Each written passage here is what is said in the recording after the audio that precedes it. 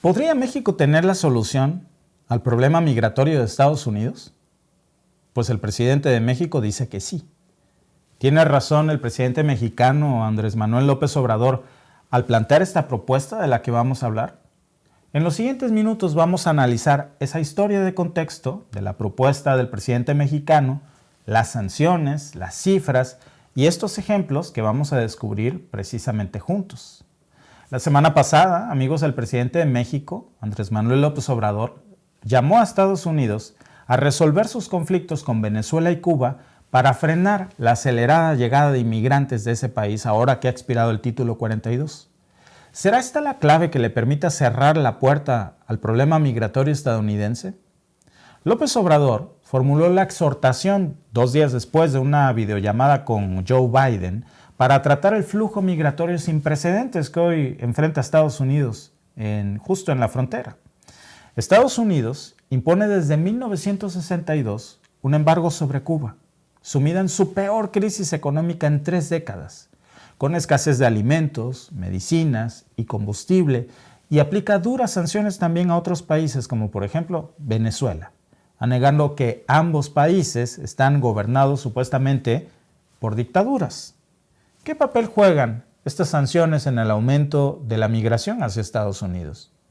Primero, es importante entender el contexto de estas sanciones, por ejemplo, en el embargo a Cuba que fue establecido en respuesta a la expropiación de propiedades estadounidenses y la adopción del comunismo por parte del gobierno cubano en la década de los 60.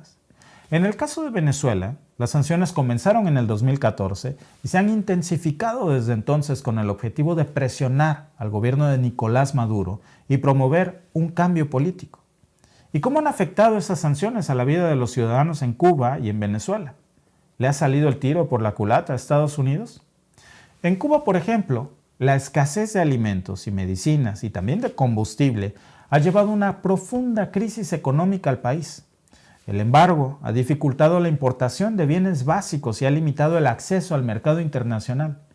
El PIB cubano se contrajo un 11% en el 2020 y eso ha aumentado la presión sobre la población en general.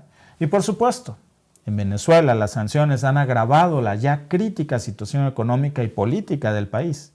La inflación en Venezuela alcanzó un pico de 1.698.488%, tan solo en el 2018. Y aunque esa cifra ha disminuido desde entonces, sigue siendo extremadamente alta, amigos.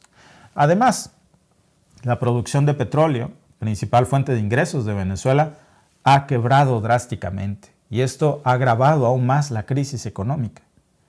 Pero la pregunta del millón, amigos, es ¿cómo se conecta esta situación con la migración hacia Estados Unidos?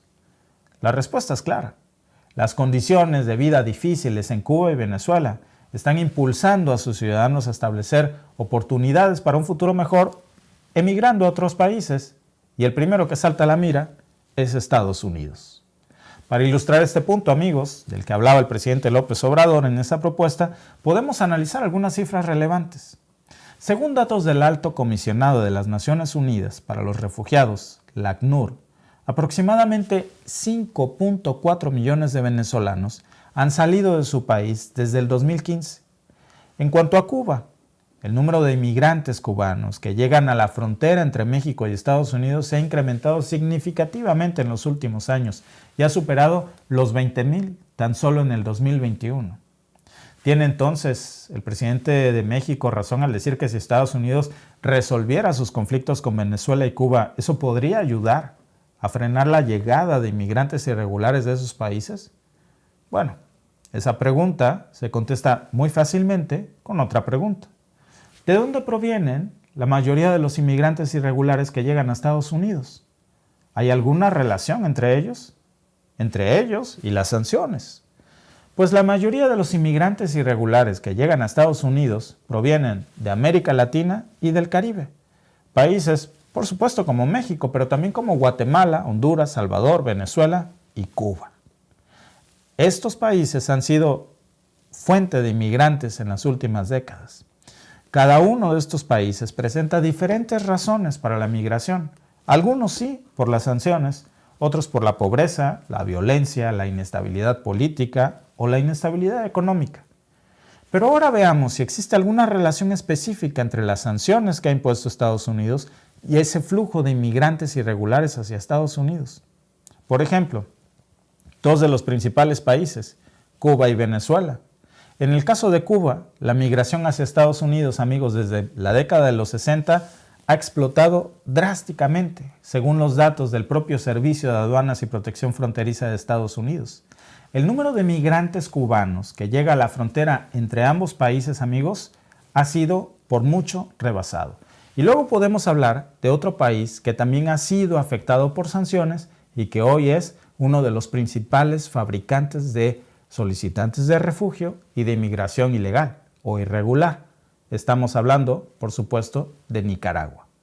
Y estos países tienen en común una cosa: sanciones estadounidenses. Existe entonces, con todos estos ejemplos, podríamos decir que existe una conexión entre las sanciones y la inmigración irregular. Pues es evidente que las sanciones sí han agravado, amigos, mucho la situación económica y política en ambos países. Y eso, amigos, ha llevado a un aumento de la inmigración irregular. ¿Podría entonces México tener la llave para resolver ese problema y ahorrarle miles de dolores de cabeza a Estados Unidos? ¿Cómo podría México utilizar, por ejemplo, su posición geopolítica como mediador para levantar esas sanciones a los países de América Latina a cambio de su colaboración migratoria? Estados Unidos necesita de la colaboración migratoria de México sí o sí. Y México podría ser la clave precisamente en la búsqueda de esas soluciones para levantar esos embargos o esas sanciones a esos países latinoamericanos. México tiene, amigos, una posición única en el contexto migratorio hacia Estados Unidos.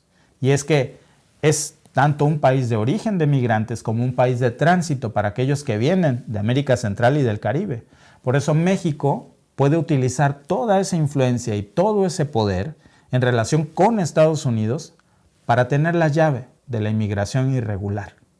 Una de las formas en las que México podría también actuar como mediador en la región es precisamente promoviendo el diálogo entre Estados Unidos y los países afectados por las sanciones y resolver la difícil situación que tiene Cuba y Venezuela.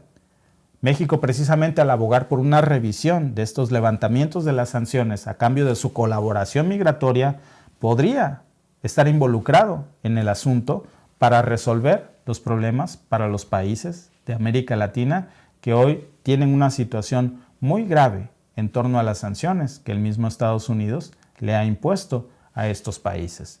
Pero me gustaría, por supuesto, antes de saltar a un tema muy importante, amigos, que es cómo esto ahora se revuelve y se devuelve a México en forma de amenaza, una amenaza de invasión. Pero antes me gustaría leer algunos de los comentarios que tenemos aquí. John Leon Bay dice: excelente programa, si USA quitara sanciones, ya no habría inmigración y dar visas de trabajo para los países que los necesitan. Saludos desde México.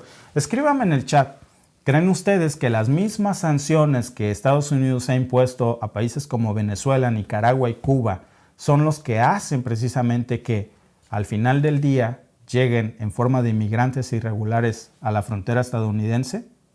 Dice María Elena Guerra Lesma: saludos desde Reynosa, Tamaulipas, a orilla del mismo río Bravo. Saludos hasta la frontera precisamente estadounidense.